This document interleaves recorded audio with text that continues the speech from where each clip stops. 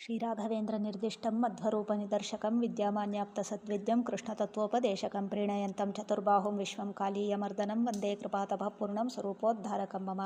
ತಪಸ್ವಾಧ್ಯಾಯ ಶುಶ್ರೂಷಾ ಕೃಷ್ಣಪೂಜಾರತಂ ಮುನಿಂ ವಿಶ್ವೇಶಮಿಷ್ಟದಂ ವಂದೇ ಪರಿವ್ರಾಟ್ ಚಕ್ರವರ್ತಿನಂ. ಬ್ರಹ್ಮಚರ್ಯ ಹರಿಪ್ರೀತಿ ಸುವಿದ್ಯಾವಾದಶಾಲಿನಃ ಇಷ್ಟದಾನ್ ಕಷ್ಟಹರ್ತೃನ್ನಃ ವಿದ್ಯಾಮಾನ್ಯಾನ್ ಮುನೀನ್ ನುಮಃ. ಪೂಜ್ಯಾಯ ರಾಘವೇಂದ್ರಾಯ ಸತ್ಯಧರ್ಮರತಾಯ ಚ ಭಜತಾಂ ಕಲ್ಪವೃಕ್ಷಾಯ ನಮತಾಂ ಕಾಮಧೇನವೇ. ತಪೋ ವಿದ್ಯಾ ವಿರಕ್ತ್ಯಾದಿ ಸದ್ಗುಣೌಘಾಕರಾನಹಂ ವಾದಿರಾಜಗುರು ವಂದೇ ಹೈಗ್ರೀವಪದಾಶ್ರಯಾನ್ನಭ್ರಮಂ ಭಂಗರಹಿತಂ ಅಜಡಂ ವಿಮಲಂ ಸದಾನಂದತೀರ್ಥಮತುಲಂ ಭಜೆ ತಾಪತ್ರಯಾಪಹಂ. ಪೂರ್ಣಾನಂದಸುಖೋದ್ಭಾಸೀ ಮಂದಸ್ಮಿತಮಧೀಶಿತುಃ ಗೋವಿಂದಸ್ಯ ಸದಾ ಚಿಂತ್ಯಂ ನಿತ್ಯಾನಂದಪದಪ್ರದಂ ವಂದೇ ವಂದ್ಯಂ ಸದಾನಂದಂ ವಾಸುದೇವಂ ನಿರಂಜನಂ. ಹರಿಕಥಾಮೃತ ಸಾರಗುರುಗಳ ಕರುಣದಿಂದಾಪನಿತು ಪೇಳುವೆ ಪರಮಭಗವದ್ಭಕ್ತರಿದನಾದರದಿ ಕೇಳುವುದು. ಪರಿಮಳವು ಸುಮನದೊಳು ಅನಲನು ಅರಣಿಯೊಳಿಪ್ಪಂತೆ ದಾಮೋದರನು ಬ್ರಹ್ಮಾದಿಗಳ ಮನದಲ್ಲಿ ತೋರಿ ತೋರದಲೆ ಇರುತಿಹ ಜಗನ್ನಾಥ ವಿಠಲನ ಕರುಣ ಪಡೆವ ಮುಮುಕ್ಷು ಜೀವರು ಪರಮಭಾಗವತರನು ಕೊಂಡಾಡುವುದು ಪ್ರತಿದಿನವೂ ಅಂತ ಈ ಶ್ಲೋಕದಲ್ಲಿ ತಿಳಿಸ್ತಾ ಇದ್ದಾರೆ. ಭಗವಂತ ಅಂದರೆ ಜಗನ್ನಾಥ ವಿಠಲ ಅವರ ಆರಾಧ್ಯ ಮೂರ್ತಿ ಜಗನ್ನಾಥದಾಸರದ್ದು. ಅವನು ಹೇಗಿದ್ದಾನೆ, ಅವನನ್ನು ಪಡೆಯುವ ಕ್ರಮ ಹೇಗೆ ಅನ್ನುವಂತಹ ಎರಡು ವಿಷಯವನ್ನು ಈ ಶ್ಲೋಕದಲ್ಲಿ ಸ್ಪಷ್ಟಪಡಿಸ್ತಾ ಇದ್ದಾರೆ. ತುಂಬ ಜನರು ಅದನ್ನು ಕೇಳ್ತಾರೆ, ದೇವರಿದ್ದಾನ, ಹಾಗಾದರೆ ತೋರಿಸಿ. ಹಾಗೆಲ್ಲ ಕಾಣಲಿಕ್ಕೆ ಸಿಗುವವ ಅಲ್ಲ ಭಗವಂತ. ಯಾರೋ ಒಬ್ಬ VIP ಅಂತಂದ್ರೇ ಅವನ ಬೆನ್ನ ಹಿಂದೆ ಎಲ್ಲ ಮೆಟ್ಟಿಲನ್ನು ಕೂಡ ಹತ್ತುಕೊಂಡು ಹೋಗಬೇಕಾದ್ದು. ಆಗಲೂ ಏನೋ ಒಂದು 2 ನಿಮಿಷ ಸಿಗ್ತಾನೆ. ಯಾರು? ಲೋಕದಲ್ಲಿರುವ VIP. ಮತ್ತೂ ಕೂಡ ಇದೆ, ಅವನಿಗೆ ಅನಿಸಿದರೆ ಸಿಗ್ತಾನೆ, ಇಲ್ಲ ಅಂದರೆ ಸಿಗುವುದಿಲ್ಲ. ಲೋಕದಲ್ಲಿರುವ ಯಾರೋ ಒಬ್ಬ ವ್ಯಕ್ತಿ ಏನು ನಗಣ್ಯವ, ಅವನಿಗೇನೇ ಇಷ್ಟೊಂದೆಲ್ಲ ಶ್ರಮ ಪಡಬೇಕು ಅಂತಂದರೆ ಅವನು ಜೀವೋತ್ತಮನ ಪಿತನಾದಂತಹ ಸರ್ವೋತ್ತಮ. ಅವನಿಗೆ ಹೇಗೆ ಎಷ್ಟು ಕಷ್ಟ. ಏನೋ ಭಾರಿ ಸಲೀಸಾಗಿ ದೇವರಿದ್ದರೆ ಕಾಣಲಿ ಅಂತ ಹೇಳಿಬಿಡುವವರು ಮೂರ್ಖರು, ನಂಬಿಕೆ ಇಲ್ಲ ಅಥವಾ ಅದರ ಬಗ್ಗೆ ಪ್ರೊಸೆಸ್ ಗೊತ್ತಿಲ್ಲ ಅಷ್ಟು ಹಗುರವಾಗಿ ಮಾತಾಡುವವರಿಗೆ ಅಂತ ನಾವು ತಿಳಿದುಕೊಳ್ಳಬೇಕಷ್ಟೇ. ಇಲ್ಲಿ ಏನು ಹೇಳ್ತಾ ಇದ್ದಾರೆ ಅಂತಂದರೆ, ಪರಿಮಳವು ಸುಮನದೊಳು. ಸುಮನ ಅಂತಂದರೆ ಪುಷ್ಪಗಳು ಅಂತ ಅರ್ಥ. ಪುಷ್ಪಗಳ ಒಳಗೆ ಪರಿಮಳವು ಹೇಗೆ ಅಡಕವಾಗಿದೆಯೋ, ಅನಲನು ಅರಣಿಯೊಳು. ಅರಣಿ ಅಂತಂದರೆ ಕಟ್ಟಿಗೆಗಳು. ಕಟ್ಟಿಗೆಗಳ ಒಳಗೆ ಅಗ್ನಿ ಉಂಟು. ಹಾಗೆ ಆ ದಾಮೋದರನು ಬ್ರಹ್ಮಾದಿ ದೇವತೆಗಳ ಮನಸ್ಸಿನಲ್ಲಿ ತೋರಿ ತೋರದಲೆ, ತೋರ್ತಾ ಇಲ್ವಾ ತೋರ್ತಾನೆ, ತೋರ್ತಾ ಇದ್ದಾನ ತೋರಲ್ಲ. ಹೀಗೆ ಭಗವಂತ ಆ ಬ್ರಹ್ಮಾದಿ ದೇವತೆಗಳ ಮನಸ್ಸಿನೊಳಗೆ ಇದ್ದಾನಂತೆ. ಹೇಗೆ? ಪುಷ್ಪದ ಒಳಗೆ ಪರಿಮಳ ಅಡಗಿದ ಹಾಗೆ ಆ ಕಟ್ಟಿಗೆಗಳ ಒಳಗೆ ಅರಣಿ ಅಂದರೆ ಬೆಂಕಿ ಅಡಗಿದ ಹಾಗೆ ಭಗವಂತ ಇದ್ದಾನೆ. ಅವನು ಯಾವಾಗ ಕಾಣಿಸ್ತಾನೆ ಅಂತಂದರೆ, ಪ್ರಹ್ಲಾದರಾಜರು ಒಂದು ಮಾತು ಹೇಳ್ತಾರೆ. ಜಗನ್ನಾಥದಾಸರಿಗೆ ಮೂಲ ಸ್ಫೂರ್ತಿ ಅವರ ಸಹೋದರ ಕೇಳಿಸಿಕೊಂಡಿದ್ದಾರೆ ಅವರು ಪಾಠವನ್ನು. ಮಥಿತ್ವ ಕವಯೋಂತಪಃ ಅಂತ ಹೇಳ್ತಾರೆ. ಮಥನ ಮಾಡಿದಾಗ ಸಿಗ್ತಾನೆ ಭಗವಂತ ಅಂತ. ಅಂದರೆ ಆ ದೇವತೆಗಳೆಲ್ಲ ಚೆನ್ನಾಗಿ ಮಥನ ಮಾಡಿ ಅಪರೋಕ್ಷೀಕೃತ, ಅವರು ಜಾತಾಪರೋಕ್ಷಿಗಳಾಗಿ ಅವತಾರಗಳನ್ನು ಅಂದರೆ ಈ ಸೃಷ್ಟಿಗೆ ಬಂದಿದ್ದಾರೆ. ಹಾಗಾಗಿ ಆ ಭಗವಂತ ಅವರ ಮನಸ್ಸಿನಲ್ಲಿ ಆ ರೀತಿ ಮಥಿಸಲ್ಪಟ್ಟಂತಹ ಮನಸ್ಸಿನಲ್ಲಿ ಭಗವಂತ ಇದ್ದಾನೆ ಅಂತ ಹೇಳ್ತಾರೆ. ಗುಹಾಸಂತಂ ಮಾತರಿಶ್ವ ಮಥಾಯತಿ ಅಂತ ಪ್ರಾಣದೇವರ ಬಗ್ಗೆ ಹೇಳ್ತಾರೆ. ಮುಖ್ಯ ಪ್ರಾಣದೇವರ ಬಗ್ಗೆ ಹೇಳುವಾಗ ಆ ಮುಖ್ಯ ಪ್ರಾಣದೇವರ ಹೃದಯ ಗುಹೆಯೊಳಗೆ ಭಗವಂತ ಸದಾ ನೆಲೆಸಿರ್ತಾನಂತೆ. ಯಾಕೆ ಅಂತಂದರೆ ಆ ಮುಖ್ಯ ಪ್ರಾಣದೇವರು ಯಾವಾಗಲೂ ಕೂಡ ಮಥನೆ ಮಾಡ್ತಾಲೇ ಅಂದರೆ ಅವ್ರದ್ದಲ್ಲಿ ಕಂಟಿನ್ಯೂಸ್ ಪ್ರೋಸೆಸ್, ಭಗವಂತನನ್ನು ತಿಳಿತಾ ಇರ್ತಾರಂತೆ, ಶಾಸ್ತ್ರ ಮಥನೆ ಮಾಡ್ತಾ ಅಂತ ಹೇಳ್ತಾರೆ. ಹಾಗಾಗಿ ಮಥನೆ ಅನ್ನುವಂಥದ್ದು ಮುಖ್ಯ ಅಂತ. ಇರುವ ಆ ದಾಮೋದರನು ಬ್ರಹ್ಮಾದಿಗಳ ಮನದಲ್ಲಿ ತೋರಿ ತೋರದಲೇ ಇರುತಿಹ ಜಗನ್ನಾಥ ವಿಠಲನ ಅಲ್ಲ, ಹೀಗಿದ್ದಾನೆ ಭಗವಂತ. ನಮಗೆ ಗೊತ್ತಾಯಿತು ಹೇಗಿದ್ದಾನೆ ಭಗವಂತ ಅಂತ ಗೊತ್ತಾಯಿತು. ಆದರೆ ಅವನ ಪಡೆಯೋ ಕ್ರಮ ಹೇಗೆ ಹಾಗಾದರೆ ಇವಾಗ ನಮಗೆ? ಯಾಕಂದರೆ ಬ್ರಹ್ಮಾದಿಗಳ ಮನಸ್ಸಿನಲ್ಲೇ ಅವನು ಹೀಗೆ ತೋರದಲೆ ಮಥಿತ್ವ ಮಥನೆ ಮಾಡಿದಾಗ ಕಾಣಿಸ್ತಾನೆ ಅಂತಂದರೆ, ನಮಗೆ ಮಥನೆ ಮಾಡುವುದು ಯಾವಾಗ ಅಂತಂದರೆ, ನಮಗೆ ಮೊಸರು ಸಿಕ್ಕಿದ ಮೇಲೆ ಮಥನೆ ಮಾಡಬಹುದು. ನಮಗಿನ್ನೂ ಹಾಲೇ ಸಿಕ್ಕಿಲ್ಲ, ಹಾಲನ್ನು ಹೆಪ್ಪು ಹಾಕಿ ಮೊಸರು ಕಡಿದು ಆಗ ಮಥನೆ ಮಾಡಬೇಕು. ಅದೇ ರೀತಿಯಲ್ಲಿ ಕಟ್ಟಿಗೆ, ಒಳ್ಳೆಯ ಕಟ್ಟಿಗೆ, ಅದರೊಳಗೆ ಬೆಂಕಿ ಇದ್ದದ್ದನ್ನು ನಾವು ಮಥನೆ ಮಾಡಬೇಕು, ಆಗ ಅರಣಿ ಸಿಗ್ತದೆ. ಹಾಗಾದರೆ ನಮಗೇನು ಸುಲಭ ಉಪಾಯ ಹೇಳಿಬಿಟ್ಟಿದ್ದಾರೆ ಜಗನ್ನಾಥದಾಸರು. ನಿಮಗೆ ಬ್ರಹ್ಮಾದಿ ದೇವತೆಗಳಷ್ಟೆಲ್ಲ ಮಾಡಲಿಕ್ಕೆ ನಿಮಗೆ ಯೋಗ್ಯತೆಯೂ ಇಲ್ಲ, ನಿಮಗೆ ಗೊತ್ತೂ ಇಲ್ಲ, ಸಾಧ್ಯತೆಯೂ ಇಲ್ಲ. ಮತ್ತೆ ಏನು ಮಾಡಬೇಕು ಅಂತಂದರೆ ಹೇಳ್ತಾರೆ, ಮುಮುಕ್ಷು ಜೀವರು, ಮುಮುಕ್ಷು ಅಂತಂದರೆ ಮೋಕ್ಷ ಇಚ್ಛುಗಳು ಅಂತ ಅರ್ಥ. ಮೋಕ್ಷವನ್ನು ಬಯಸುವಂತಹ ಜೀವರು ಏನು ಮಾಡಬೇಕು ಹಾಗಾದರೆ ಅಂದರೆ, ಪರಮ ಭಾಗವತರನ್ನು ಕೊಂಡಾಡುವುದು ಪ್ರತಿದಿನವೂ. ಪರಮ ಭಾಗವತರು, ಅಂತಹ ಪರಮ ಭಾಗವತರು ಏನಿದ್ದಾರೆ ಅವರನ್ನು ಪ್ರತಿದಿನ ನೀವು ಕೊಂಡಾಡ್ತಾ ಇರಿ, ಆಗ ನಿಮಗೆ ಈ ಮಾರ್ಗ ಸಿಗ್ತದೆ. ಇದೇ ನಿಮಗೆ ಮಾರ್ಗ, ಯಾವುದಕ್ಕೆ? ಮೋಕ್ಷ ಪಡಿಲಿಕ್ಕೆ ಮಾರ್ಗ ಇದುವೇ ಅಂತ ಹೇಳ್ತಾ ಇದ್ದಾರೆ. ಅಲ್ಲ, ಇದು ಹೇಗೆ? ಯಾರು ಪರಮ ಭಾಗವತರು ಅಂತಂದರೆ, ಹೀಗೆ ನಾವು ಹರಿಕಥಾಮೃತ ಸಾರವನ್ನು ಅಧ್ಯಯನ ಮಾಡ್ತಾ ಮಾಡ್ತಾ ಮಾಡ್ತಾ ಮುಂದಿನ ಸಂಧಿಗಳಲ್ಲೆಲ್ಲ ಯಾರದು ಅಂದರೆ ದೇವತಾ ತಾರತಮ್ಯಗಳು ಎಲ್ಲವನ್ನು ಕೊಡ್ತಾರೆ ನಮಗೆ. ಆಗ ಎಲ್ಲ ದೇವತೆಗಳ ಬಗ್ಗೆಯೂ ನಮಗೆ ಚಿಂತನೆ ಸಿಗ್ತದೆ.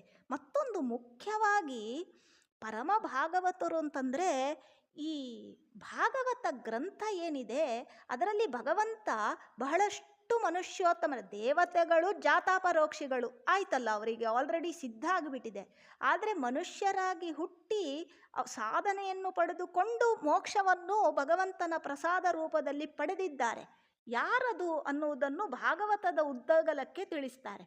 ಮುಖ್ಯವಾಗಿ ನಮಗೆ ತಿಳಿಸುವಂಥದ್ದು ಯಾರು ಅಂತಂದರೆ, ಧ್ರುವ, ಪ್ರಹ್ಲಾದ, ನಚಿಕೇತ, ಈ ಪಾಂಡವರು. ಅಂದರೆ ಪಾಂಡವರು ನಮಗೆ ಗೊತ್ತು, ಅವರು ದೇವತೆಗಳೇ ಅಂತ ಗೊತ್ತು.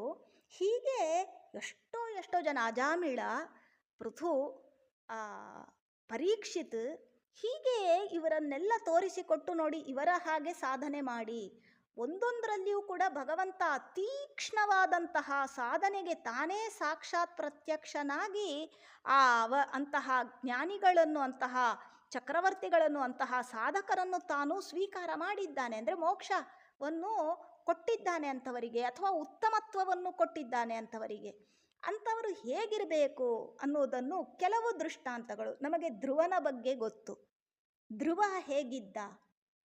ಅವನ ಸ್ವಂತ ತಾಯಿ, ಅಂದರೆ ಸ್ವಂತ ತಾಯಿ ಬಿಟ್ಟು ಬಿಡೋಣ, ತಂದೆ, ಆ ತಂದೆ ಯಾವುದೋ ಒಂದು ಸುರುಚಿ, ಒಂದು ಕಾಮುಕ, ಒಂದು ತನ್ನ ಎರಡನೆಯ ಪತ್ನಿ, ಆ ಎರಡನೆಯ ಪತ್ನಿ ಮೇಲಿನ ಅತಿಯ ಮೋಹಕ್ಕೋಸ್ಕರ ಮೊದಲನೆಯ ಪತ್ನಿಯನ್ನು ದೂರ ಇಟ್ಟಿದ್ದ. ಅವಳು ಯಾರು? ಸುನೀತಿ.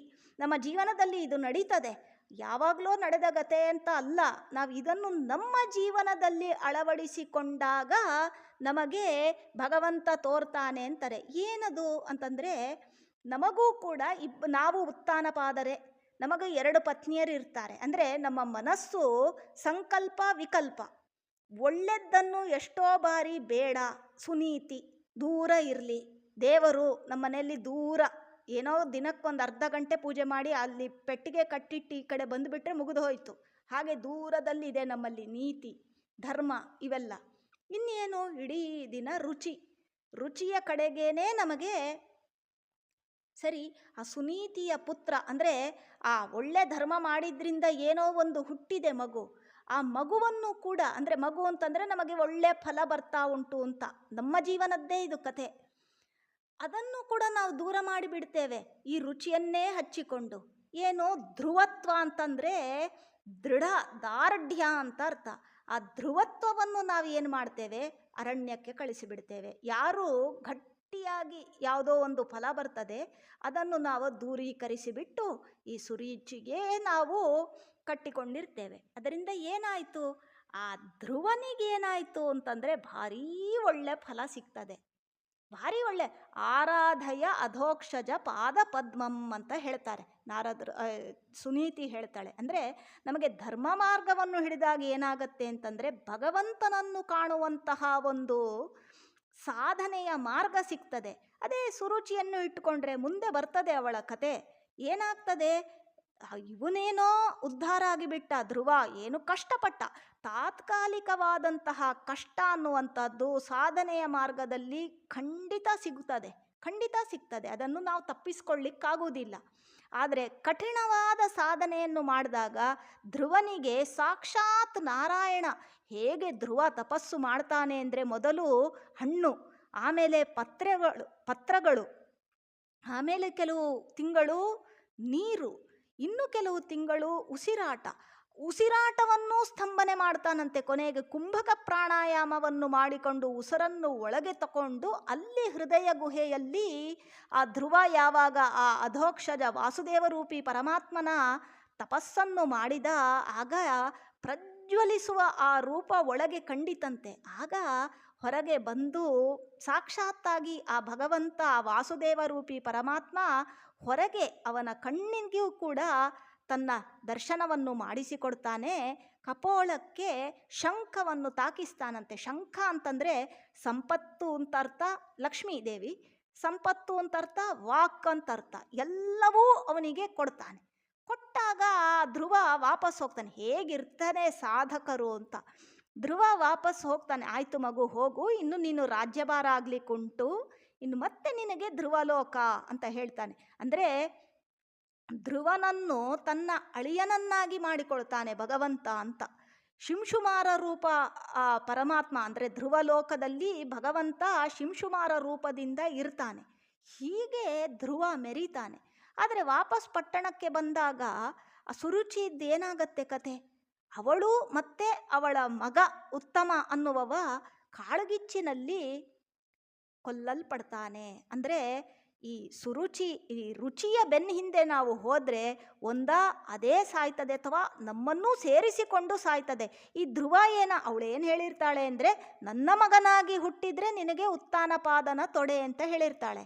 ಧ್ರುವ ಹೇಳ್ತಾನೆ, ನಾನು ನಿನ್ನ ಮಗನಾಗಿ ಎಲ್ಲ ಹುಟ್ಟುವುದಿಲ್ಲ, ಇವಳ ಮಗನಾಗಿ ಹುಟ್ಟಿದ್ದಿದ್ರೆ ಅಂದರೆ ರುಚಿಗೆ ನಾವು ಮಾರು ಹೋದರೆ ದುರಂತ. ಸುರುಚಿಯೂ ಸಾಯ್ತಾಳೆ, ಉತ್ತಮನು ಅವಳ ಮಗನಾದಂತಹ ಉತ್ತಮನೂ ಸಾಯ್ತಾನೆ. ಹಾಗಾಗಿ ಇದು ನಮಗೆ ಪಾಠ ಏನು ಅಂತಂದರೆ, ನಾವು ಈ ಲೌಕಿಕವಾದಂತಹ ರುಚಿ ಅದೇನು ಇರಬೇಕಷ್ಟೆ, ಏನೋ ಒಂದು ನಮ್ಮ ಪಾಲನೆ ಪೋಷಣೆಗೆ ಬೇಕಾಗುವಷ್ಟು ಎಷ್ಟಿರಬೇಕು ಅಷ್ಟಿರಬೇಕು ಹೊರತು ಅದರ ಮೇಲೆ ಅತಿಯಾದಂತಹ ಅಟ್ಯಾಚ್ಮೆಂಟ್ ಇವೆಲ್ಲ ಇರಬಾರ್ದು. ಸುನೀತಿ ಅವಳು ದೂರ ಇದ್ದರೂ ಕೂಡ ಉತ್ತಮವಾದ ಸಾಧನೆ ಮಾಡಿ ತನ್ನ ಮಗನಿಗೆ ಭಗವಂತನನ್ನು ತೋರಿಸಿಕೊಟ್ಲು. ಇದು ನಮ್ಮ ಜೀವನದ ದೀಕ್ಷೆ ಆಗಬೇಕು. ಇದು ಒಂದು ಭಾಗವತ ಧರ್ಮ. ಮತ್ತೊಂದು ಏನು, ನಚಿಕೇತನ ಆ ಸಂದರ್ಭದಲ್ಲಿ ಉದ್ದಾಲಕ ಅಂತ ಒಬ್ಬ ರಾಜ, ಅಂದರೆ ಉದ್ದಾಲಕ ನಚಿಕೇತನ ತಂದೆ. ಅವನಿಗೆ ಮಾತುಗಳ ಗೋದಾನ ಮಾಡಬೇಕು ಅಂತ ಬಹಳ ದೊಡ್ಡ ಅಪೇಕ್ಷೆ. ತನ್ನ ಆಸ್ಥಾನದಲ್ಲಿದ್ದಂತಹ ಎಲ್ಲ ಗೋವುಗಳನ್ನು ಕೂಡ ಬ್ರಾಹ್ಮಣರಿಗೆ ಯಾರು ವಿಹಿತ, ಯಾರು ಪಾತ್ರರೋ ಅವರಿಗೆಲ್ರಿಗೂ ದಾನ ಮಾಡ್ತಾ ಇದ್ದಂತೆ.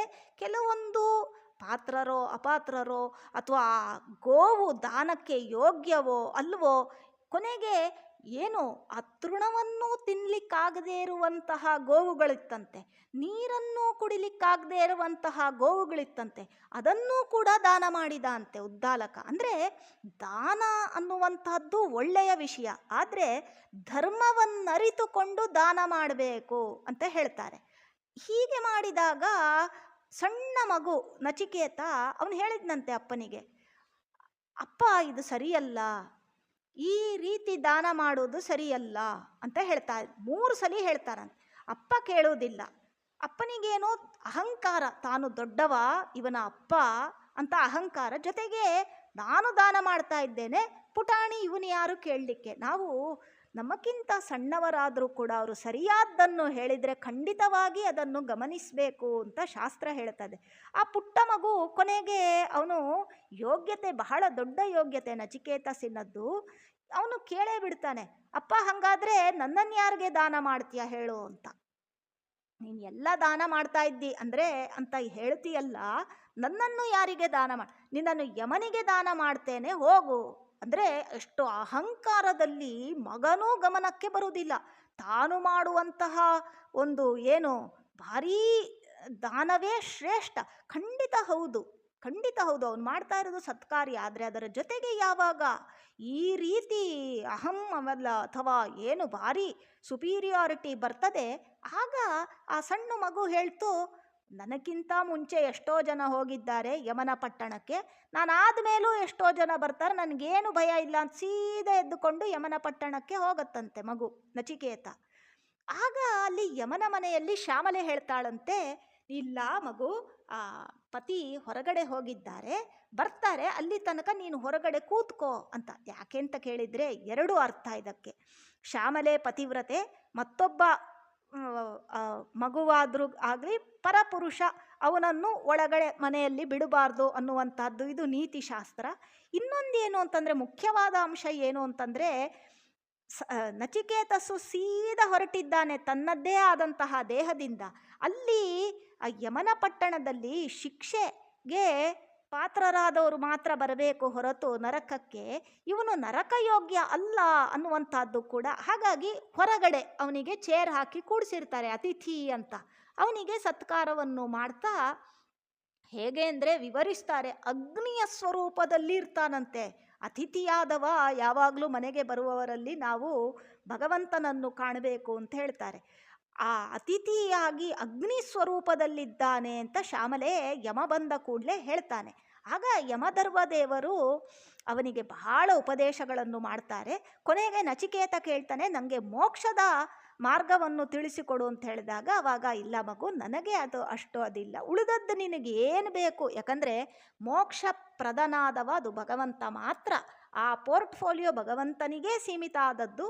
ಹಾಗಾಗಿ ಯಮದೇವ ಆದರೆ ಕೊಡಲ್ಲ ಅಂತ ಹೇಳುವುದಿಲ್ಲ, ನಿನಗೆ ಮುಂದೆ ಇದರ ಉಪದೇಶ ಸಿಗ್ತದೆ, ನಿನಗೆ ಈಗ ನಿಂಗೆ ಏನು ಬೇಕು ಕೇಳು ಅಂತ ಹೇಳಿದಾಗ ಅವನು 3 ವರಗಳನ್ನು ಕೇಳ್ತಾನೆ. ಕೊನೆಗೆ ಉದ್ದಾಲಕರನ್ನು ಕ್ಷಮಿಸು ಅನ್ನುವಂತಹ ವರವನ್ನು ಕೂಡ ಕೇಳಿ ಯಮನಿಂದ ವರಗಳನ್ನು ಪಡೆದು ವಾಪಸ್ ಬರ್ತಾನೆ ಉದ್ದಾಲಕ. ಯಾರು ನಚಿಕೇತ. ಆಗ ಭಾರೀ ಮರ್ಯಾದೆ, ಅಪ್ಪನಿಗೂ ತನ್ನ ತಪ್ಪು ತಿಳಿತದೆ ಅಂತ. ಇದರಲ್ಲಿ ಇನ್ನೊಂದು ಅಡಕವಾದಂತಹ ವಿಷಯ ಏನು ಅಂತಂದರೆ, ಗೋವು ಶಬ್ದಕ್ಕೆ ಮಾತುಗಳು ಅಂತ ಅರ್ಥ. ನಾವು ಮಾತುಗಳನ್ನು ಯಾರ ಜೊತೆಗಾಡಬೇಕು, ಎಷ್ಟು ಹೊತ್ತಾಡಬೇಕು, ಎಂತಹ ಮಾತುಗಳನ್ನು ಆಡಬೇಕು ಅಂದರೆ, ಯೋಗ್ಯ ವ್ಯಕ್ತಿ ಅಂತಾದರೆ ಅವನ ಬಗ್ಗೆ ಒಳ್ಳೆಯ ಮಾತಾಡಬೇಕು, ಅಯೋಗ್ಯ ಅಂತಂದರೆ ಕೆಟ್ಟದ್ದನ್ನೇ ಆಡಬೇಕು. ಯಾಕಂದರೆ ಭೀಮಸೇನ ದೇವರು ಇದನ್ನು ಮಾಡಿ ತೋರಿಸಿದ್ದಾರೆ. ಒಂದೇ ಒಂದು ದಿನ ದುರ್ಯೋಧನ ವೇದವ್ಯಾಸರ ಮೊಮ್ಮಗ ಅಂತ ಹೇಳಿ ಅವನಿಗೆ ಮರ್ಯಾದೆ ಮಾಡಿದ್ದು ಅಂತ ಇಲ್ಲ, ಅವನು ನೀಚ, ಅವನನ್ನು ನೀಚ ಅಂತಲೇ ಅವನ ಜೊತೆ ಮಾತುಕತೆ ನಡೆಸ್ತಾ ಇದ್ರು ಭೀಮಸೇನ ದೇವರು. ನಾವು ಮಹಾಭಾರತ ಭಾಗವತದ ಉದ್ದಗಲಕ್ಕೆ ಇದನ್ನು ನೋಡ್ತೇವೆ.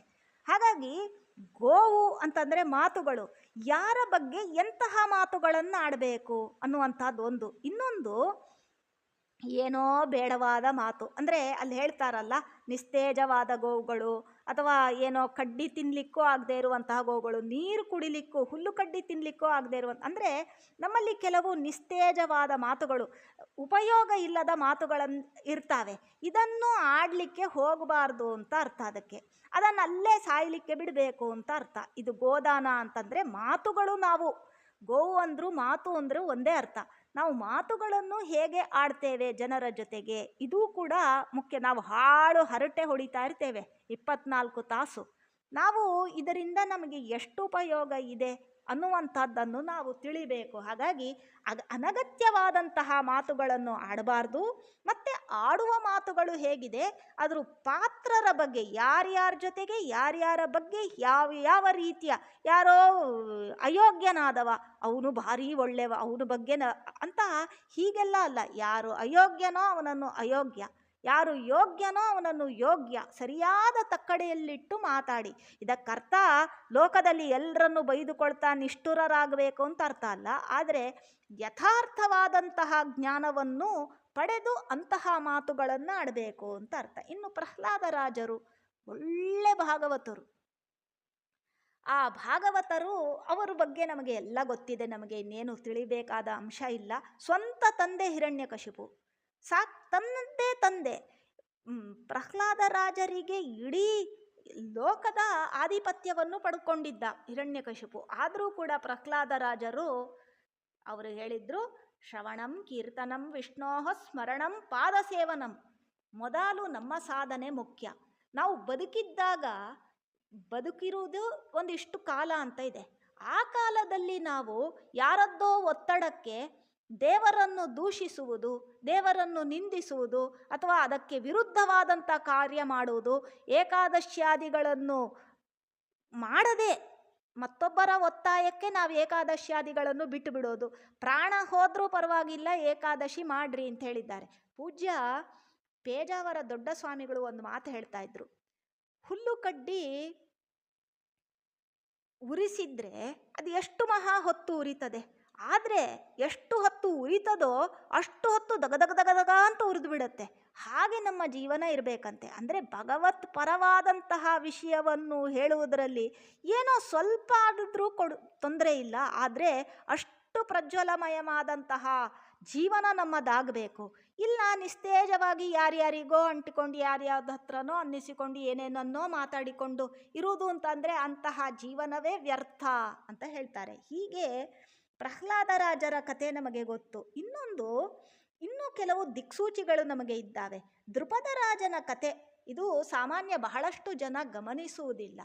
ದೃಪದ ರಾಜನನ್ನು ಸ್ವಲ್ಪ ಸೂಕ್ಷ್ಮವಾಗಿ ಗಮನಿಸಿದಾಗ ಅವನ ಹೆಸರೇ ದೃಪದ. ಪದದ ತಳದಲ್ಲಿ ಅಂತಂದರೆ ಜಾರಿ ಹೋದ ಅಂತ. ಅಂದರೆ ಏನರ್ಥ ಜಾರಿ ಹೋಗೋದು ಅಂದರೆ ಕ್ಯಾರೆಕ್ಟರ್ಲೆಸ್ ಅಂತ ಅರ್ಥ ಅಲ್ಲ. ಅವನು ತನ್ನ ಮಾತನ್ನು ತಪ್ಪಿದ, ಕೊಟ್ಟ ಮಾತನ್ನು ತಪ್ಪಿದ ಅಂತ ಅರ್ಥ ಅದರಲ್ಲಿ. ಅಂದರೆ ಈ ದೃಪದ ದ್ರೋಣಾಚಾರ್ಯರ ತಂದೆ ಹತ್ರನೇ ಪಾಠ ಕಲ್ತದ್ದು. ಆಗ ಅವರಿಬ್ಬರು ತುಂಬ ಕ್ಲೋಸ್ ಫ್ರೆಂಡ್ಸು, ದೃಪದ ಹಾಗೂ ದ್ರೋಣಾಚಾರ್ಯರು. ಆಗ ದೃಪದ ಹೇಳಿರ್ತಾನೆ, ಫ್ರೆಂಡ್ಶಿಪ್ ಅಲ್ಲಿರುವಾಗ ದೃಪದ ಹೇಳಿರ್ತಾನೆ, ದ್ರೋಣಾಚಾರ್ಯರೇ ನೀವು ಯಾವಾಗ ಬೇಕಾದರೂ ನಮ್ಮ ರಾಜ್ಯಕ್ಕೆ ಬನ್ನಿ, ನಮ್ಮ ಅರ್ಧ ರಾಜ್ಯ ನಿಮ್ಮದೇ ಅಂತ ಒಂದು ಫ್ರೆಂಡ್ಶಿಪ್ಪಿನ ಭರದಲ್ಲಿ ಪಾಠ ಕಲಿತಾ ಇರುವಾಗ ಹೇಳಿರ್ತಾನೆ. ದ್ರೋಣಾಚಾರ್ಯರಿಗೆ ಒಂದು ಪರಿಸ್ಥಿತಿ ಬರ್ತದೆ. ಅವರಿಗೆ ಅಶ್ವತ್ಥಾಮಾಚಾರ್ಯರು ಈ ದುರ್ಯೋಧನ ಕುಡಿಸಿದಂತಹ ಹಾಲನ್ನು ನೋಡಿ, ಅವರು ಶಿಲೋಂಚ ವೃತ್ತಿಯವರು, ಅವರು ಊಟ ತಿಂಡಿ ಏನಿಲ್ಲ, ಎಲ್ಲೋ ಕಟಾವಾದ ಜಮೀನಲ್ಲಿ ಎಲ್ಲರೂ ತೆನೆ ತಗೊಂಡು ಹೋದಾದ ಮೇಲೆ ನೆಲದ ಮೇಲೆ ಏನು ಕೆಲವುದು ಬಿದ್ದಿರ್ತದೆ, ಅದನ್ನು ಮನೆಗೆ ತಂದು ಅದನ್ನು ಬೀಸಿ ಅದನ್ನು ತಿಂದು ತಾವು ಜೀವನ ಸಾಗಿಸ್ತಾ ಇರ್ತಾರೆ. ಆ ಹಿಟ್ಟಿನದ್ದೇ ಹಾಲನ್ನು ಅಶ್ವತ್ಥಾಮಾಚಾರ್ಯರು ಕೊಟ್ಟಿರ್ತಾರೆ. ಆದರೆ ಕಲಿ ಒಂದು ದಿವಸ ಅವನನ್ನು ಮನೆಗೆ ಕರೆದು ಹಾಲು ಕೊಟ್ಟಾಗ ಆಗ ಅಶ್ವತ್ಥಾಮಾಚಾರ್ಯರಿಗೆ ಅಸುರಾವೇಶ ಸಹಜವಾಗಿ. ಆಗ ಅವರಿಗೆ ಅನ್ನಿಸ್ತದಂತೆ ಅದೇ ಹಾಲು ಬೇಕು ಅಂತ. ಆ ಒಂದು ಸಂದರ್ಭದಲ್ಲಿ ದ್ರೋಣಾಚಾರ್ಯರು ಹೇಗೆ ಅಂತ ಕೇಳಿದರೆ, ಬಿಟ್ಟರೆ ಮಗ ಕಲಿಯನ್ನು ಸಖ್ಯವನ್ನು ವಹಿಸ್ತಾನೆ ಅನ್ನುವುದಕ್ಕೋಸ್ಕರ ಅವನೇನು ಮಾಡ್ತಾನೆ, ನೆನಪಾಗ್ತದೆ, ಓಹ್ ದೃಪದ ಹೀಗೆ ಹೇಳಿದ್ದ ಅಲ್ವಾ ಅಂತ ಹೇಳಿ ಅಲ್ಲಿ ಹೋದದ್ದವರು ಅರ್ಧ ರಾಜ್ಯಕ್ಕೋಸ್ಕರ ಅಲ್ಲ, ನಿಜವಾಗಿ ಮಾತು ಕೊಟ್ಟವ ದೃಪದ ಅರ್ಧ ರಾಜ್ಯವನ್ನೂ ಪಡಿಬಹುದಾಗಿತ್ತು ದ್ರೋಣಾಚಾರ್ಯರು. ಅವರೇನು ಅಂತಂದರೆ ಅಲ್ಲಿಗೆ ಹೋಗಿ ನನಗೆ ಒಂದು ಆಕಳು ಮತ್ತು ಒಂದು ಕರು, ಮಗು ಅನಿವಾರ್ಯ ಕಾರಣದಲ್ಲಿ ಕೇಳಿದರೆ ತಪ್ಪಲ್ಲ, ಮತ್ತೊಂದು ಬ್ರಾಹ್ಮಣರು ಕೇಳಿದರೆ ತಪ್ಪಲ್ಲ ಅಂತಲೂ ಇದೆ. ಆದರೂ ಮಗನ ಆ ಒಂದು ನಿಮಿತ್ತದಿಂದ ಒಂದು ದನ ಒಂದು ಕರುವನ್ನು ಪಡೆಯುವಷ್ಟೇ ಒಂದು ಕಾರಣದಿಂದ ಹೋಗಿರ್ತಾರೆ. ಇವನಿಗೆ ಭಯ ಆಗ್ತದೆ, ಏನು ಹೆಂಗಸರು ಮಕ್ಕಳು ಏನು ಭಾರೀ ಗೋಜಿನಲ್ಲಿ ಇರ್ತಾನೆ ಇವನು ದೃಪದ. ಅವನಿಗನ್ನಿಸ್ತದೆ, ಓ ದ್ರೋಣಾಚಾರ್ಯರು ಬಂದ್ರಲ್ವಾ, ಇನ್ನೇನಾದರೂ ಅರ್ಧ ರಾಜ್ಯ ಕೇಳಿಯಾರ. ಯಾವಾಗಲೂ ಜನರಿಗೆ ಲೋಭ ಬರ್ತದೆ ನೋಡಿ, ಅಹಂಕಾರ ಮದ ಇವೆಲ್ಲ ಏಕೇಕೋಪಿ ಅನರ್ಥಾಯ ಅಂತ ಹೇಳ್ತಾರೆ. ಆಗ ಅವರಿಗೆ ಅಪಮಾನವನ್ನು ಮಾಡ್ತಾನಂತೆ ದೃಪದ. ದ್ರೋಣಾಚಾರ್ಯರ ಮನೋಭಾವ ಎಂಥದ್ದು, ದೃಪದ ಅಪಮಾನ ಮಾಡ್ತಾನೆ. ಇಲ್ಲೇ ನಾವು ವ್ಯತ್ಯಾಸವನ್ನು ಕಾಣಬಹುದು. ಇದೇ ಸಂದರ್ಭದಲ್ಲಿ ಕೃಷ್ಣ ಹೇಗೆ ವರ್ತಿಸಿದ, ದೃಪದ ಹೇಗೆ ವರ್ತಿಸಿದ. ಆದ್ದರಿಂದಲೇ ಅವ ಸರ್ವೋತ್ತಮ, ಬೇರೆಯವರು ಸಾಮಾನ್ಯದವರು ಅಂತ. ಅಂದರೆ ದೃಪದನು ಅವನು ಗಂಧರ್ವ ಅಂತಲೇ ಹೇಳ್ತಾರೆ, ಆದರೂ ಕೂಡ ಅವನು ತಪ್ಪಿದ. ಫಲಶ್ರುತಿ ಏನಾಯಿತು, ತುಂಬಿದ ಸಭೆಯಲ್ಲಿ, ಅಂದರೆ ಇದು ಭಾರತೀ ದೇವಿಯರಿಗೆ ಎಂಥದೂ ನಾಟುವುದಿಲ್ಲ. ಹಿಂದೆ ನಾವು ಭಾರತೀ ದೇವಿಯರ ಕಥೆ ನೋಡಿದ್ದೇವೆ. ಆದರೂ ನಾಮಕಾವಾಸ್ತೆ ಇವನೇ ತಂದೆ ಅಂತ ಪ್ರಸಿದ್ಧ. ದ್ರೌಪದಿಯ ತಂದೆ ದೃಪದ ಅಂತ ಪ್ರಸಿದ್ಧ. ಆ ದ್ರೌಪದಿ ದೇವಿಯರಿಗೆ ತುಂಬಿದ ಸಭೆಯಲ್ಲಿ ಅಪಮಾನ ಆಗಬೇಕಾದಂತಹ ಪರಿಸ್ಥಿತಿ ಬಂತು. ಇದನ್ನು ನೋಡಿ ಕುಗ್ಗುವ ಪರಿಸ್ಥಿತಿ ಬಂದದ್ದು ದೃಪದನಿಗೆ ಈ ಒಂದು ಕಾರಣದಿಂದ. ಮನೆಗೆ ಬಂದ ಅತಿಥಿ, ಅದು ತನಗೆ ಪಾಠ ಹೇಳಿಕೊಟ್ಟಂತಹ ಗುರುವಿನ ಪುತ್ರ, ಅಂತಹ ಒಂದು ಸಹಪಾಠಿ, ತಾನೇ ಮಾತು ಕೊಟ್ಟದ್ದು, ಅವನು ಕೇಳಲಿಕ್ಕೆ ಬಂದದ್ದು ಬೇರೆ ಏನೂ ಅಲ್ಲ. ಅದನ್ನು ಕೇಳಿಲ್ಲ, ಕೇಳುವುದಕ್ಕೆ ಮೊದಲೇ ಇವನು ಹೀಗೆ ಇನ್ ಆಂಟಿಸಿಪೇಷನ್ ಕೇಳಿಬಿಟ್ರೆ ಅಂತ ಹೀಗೆ ಮಾಡಿದಂತಹ ದೊಡ್ಡ ಕೆಟ್ಟ ಪರಿಸ್ಥಿತಿ ಆ ದೃಪದನದ್ದು. ಯದ್ಯಪಿ ದೃಪದ ಶಾಪಗ್ರಸ್ತನೂ ಅಲ್ಲ. ಆಚಾರ್ಯರು ಎಲ್ಲೂ ಹೇಳುವುದಿಲ್ಲ ಶಾಪಗ್ರಸ್ತನಾಗಿ ಹುಟ್ಟಿದವ ಅಂತ ಹೇಳುವುದಿಲ್ಲ. ಸೇವಾ ಮನೋಭಾವದಿಂದನೇ ಹುಟ್ಟಿದ್ದಾನೆ. ಅದು ನಾವು ಈ ಕಣ್ಣಿನಿಂದ ನೋಡುವುದು ಅಂತಾದರೆ ಇಂತಹದ್ದನ್ನು ನಾವು ಮಾಡಬಾರದು, ಅಪಮಾನ ಮಾಡಬಾರದು, ದೊಡ್ಡ ದೊಡ್ಡವರಿಗೆ ಅಪಮಾನ ಸಲ್ಲದು ಅಂತ. ಅಂದರೆ ಮತ್ತೊಂದು, ಕೊಟ್ಟ ಮಾತು, ಯಾರಿಗೆ ನಾವು ಮಾತು ಕೊಟ್ಟಿರ್ತೇವೆ, ಹೀಗೆ ನಿಮ್ಮನ್ನು ನೋಡಿಕೊಳ್ತೇನೆ ಅಥವಾ ಹೀಗೆ ನಿಮ್ಮನ್ನು ಕಾಪಿಡ್ತೇನೆ ಅಂತ, ಆ ಮಾತು ತಪ್ಪಬಾರದು. ತತ್ರಾಪಿ ಅವನು ಕ್ಷತ್ರಿಯ. ಬ್ರಾಹ್ಮಣರಿಗೆ ಬೇರೆ ಬೇರೆ ವಿಹಿತ ಧರ್ಮಗಳಿದ್ದಾವೆ, ಆದರೆ ಕ್ಷತ್ರಿಯ ತಾನು ಕೊಟ್ಟ ಮಾತನ್ನು ತಪ್ಪಬಾರದು ಅಂತ ಇದೆ ಶಾಸ್ತ್ರದಲ್ಲಿ. ಹಾಗಾಗಿ ಇದೂ ಒಂದು ನಮಗೆ ದಿಕ್ಸೂಚಿ. ಅಂದರೆ ನಾವು ಹೇಗಿರಬೇಕು. ಇಲ್ಲಿ ಪರಮ ಭಾಗವತ ಯಾರು? ಭಗವಂತ ಹೇಗಿದ್ದ? ಓಡೋಡಿಕೊಂಡು, ಅಲ್ಲ ಏನು ಹೇಳ್ತಾರೆ ನಾರದರು, ತನ್ನ ಮನೆಯಲ್ಲಿದ್ದಂಥ ಅಷ್ಟೂ ಜನ ಹೆಣ್ಮಕ್ಕಳು, ಯಾರು 16,000 ಜನ, ಎಲ್ಲರನ್ನೂ ಕರೆಸಿ ಸುಧಾಮನಿಗೆ ಪಾದಪೂಜೆ ಮಾಡಿಸಿ ತನ್ನ ಥ್ರೋನನ್ನು ಅವನಿಗೆ ಬಿಟ್ಟುಕೊಟ್ಟು ತಾನು ಪಕ್ಕದಲ್ಲಿ ಕೂತು ಎಲ್ಲರ ಕೈಲೂ ಪಾದಪೂಜೆ ಮಾಡಿಸ್ತಾನಂತೆ. ತಾನೂ ಮಾಡಿ, ಅಲ್ಲ ಎಷ್ಟು ಆಶ್ಚರ್ಯ! ಕೃಷ್ಣ ಸರ್ವೋತ್ತಮ, ಇವನಿಗೆ, ಈ ಸುಧಾಮನಿಗೆ ಪಾದಪೂಜೆ ಮಾಡಿ ಬಿದ್ದಂತಹ ನೀರನ್ನು ತಾನು ತನಗೆ ಪ್ರೋಕ್ಷಣೆ ಮಾಡಿಕೊಂಡು ಅಲ್ಲಿದ್ದಂತಹ ಎಲ್ಲ ಹೆಣ್ಣುಮಕ್ಕಳಿಗೂ ಪ್ರೋಕ್ಷಣೆ ಮಾಡಿದೆ. ಇದು ಭಾರಿ ದೊಡ್ಡ ಆಶ್ಚರ್ಯ ಅಂತ ಹೇಳುತ್ತೆ. ಹಾಗಾಗಿ ನಮಗೆ ಧರ್ಮಗಳನ್ನು ನಾವು ತಿಳಿಬೇಕು ಅಂತಂದರೆ ಭಾಗವತ ಧರ್ಮಗಳನ್ನು ನಾವು ತಿಳಿದುಕೊಳ್ಬೇಕು. ಇನ್ನು ವಸುದೇವ ಭಾರೀ ದೊಡ್ಡ ಭಕ್ತ. ಅವನು ಭಗವಂತನನ್ನು ತನ್ನ ಕೈಯಲ್ಲಿ ಯಾವಾಗ ಹಿಡಿದ, ಅವನ ಕೈಯಲ್ಲಿದ್ದಂತಹ ಬಂಧನಗಳೆಲ್ಲ ಕಬ್ಬಿಣದ ಬಂಧನಗಳು. ನಾವು ಈಗಲೂ ಕೂಡ ಮಥುರೆ, ಈಗ ಎಲ್ಲ ವಿಡಿಯೋದಲ್ಲಿ ಫಾರ್ವರ್ಡ್ಸ್ ಬರ್ತಾ ಉಂಟು.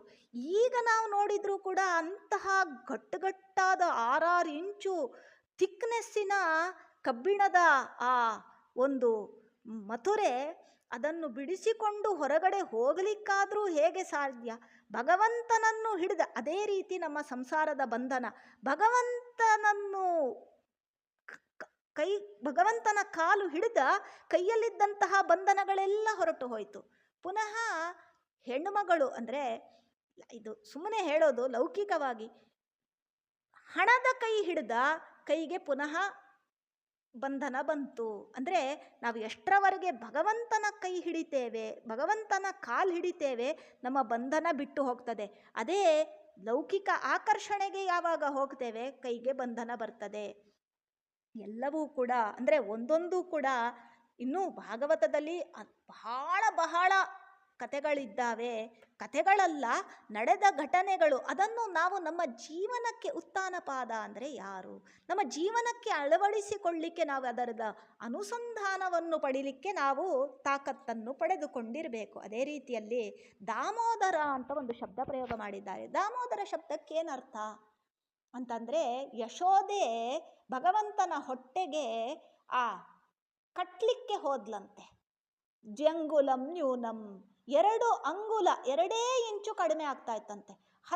ಹಟ್ಟಿಯಲ್ಲಿದ್ದಂತಹ ದೊಡ್ಡ ದನಗಳನ್ನು ಕಟ್ಟಲಿಕ್ಕೆ ಹೋದಂತಹ ಇಡೀ ವ್ರಜದ ದಾರವನ್ನು ಕಟ್ಟಿದ್ರೂ ಕೂಡ ಅವಳಿಗೆ ಆಶ್ಚರ್ಯ.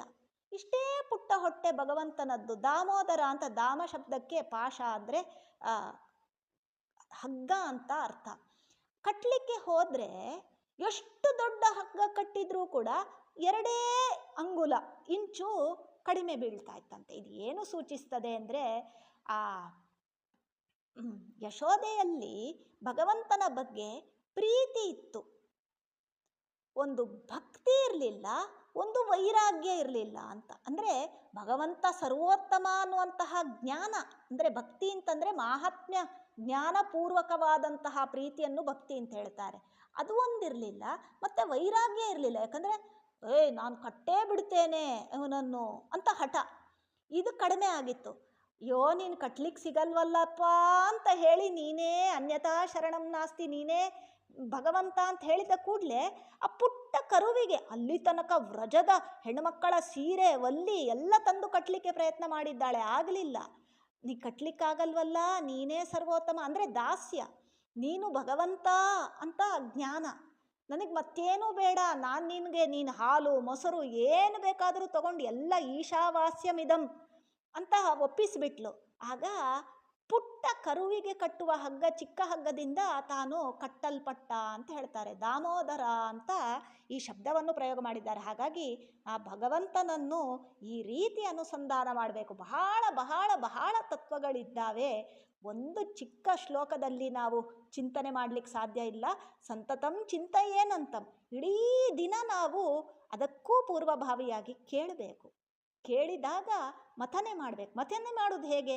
ಕೇಳಿದ್ದು ಎಲ್ರಿಗೂ ಗೊತ್ತು ಭಾಗವತ, ಆದರೆ ಈ ರೀತಿ ನಮ್ಮ ಜೀವನದಲ್ಲಿ ಇದನ್ನು ಪ್ರತಿಯೊಂದು ಸ್ಟೋರಿಯನ್ನು ಕೂಡ ನಮ್ಮ ಜೀವನಕ್ಕೆ ಅಳವಡಿಸಲಿಕ್ಕೆ ಬರ್ತದೆ.